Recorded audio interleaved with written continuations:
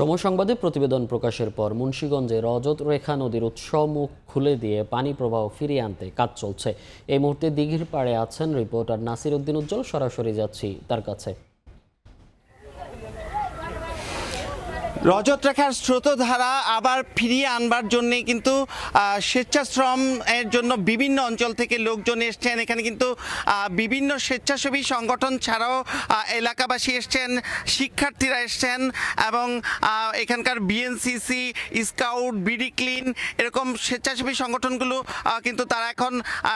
একেবারে রজত রেখার পাড়ে অবস্থান করছে। কোদাল নিয়ে এসছে বিভিন্ন লোকজন এবং তারা কিন্তু মাটি উঠিয়ে এই যে পদ্মার সঙ্গে সংযুক্ত যেই রজত রেখা সেটি অনেক স্মৃতি বিজড়িত, সেই স্মৃতি এইকে ফিরিয়ে আনবার জন্য কিন্তু উদ্যোগ নিয়েছে এবং জেলা প্রশাসন থেকে কিন্তু এই স্বেচ্ছাশ্রমের ডাক দেওয়া হয়েছে এবং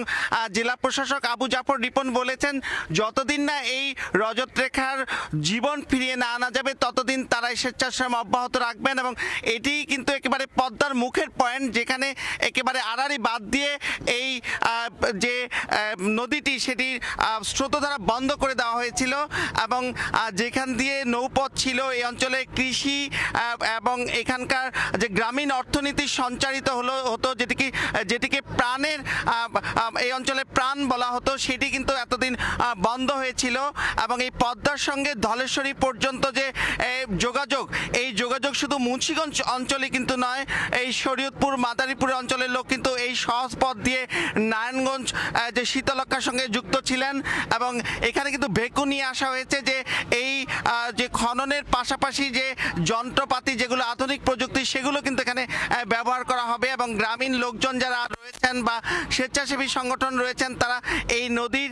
তীর ধরে কাটবেন আর মাঝখান দিয়ে কিন্তু এই স্রোতধারাকে ভিতরে ধাবিত করবার জন্য এই যে ভেকু কাজ করবে এবং একই সঙ্গে কিন্তু এখানকার ভূমি অফিস থেকে লাল পতাকা দিয়ে শনাক্ত করা হয়েছে যে এই 480 ফুট প্রশস্ত যে নদীটি ছিল সেটি কিন্তু অনেক স্থানে অস্তিত্বই খুঁজে পাওয়া যাচ্ছিল না এবং সেই যে এখানকার জীববৈচিত্র্য ফিরিয়ে আনার জন্যই কিন্তু এই উদ্যোগ গ্রহণ করা হয়েছিল। তো এই ছিল আমার কাছে রজত রেখা খননের সবশেষ। সরাসরি যুক্ত ছিলাম মুন্সিগঞ্জের দিঘির পাড় এলাকা থেকে।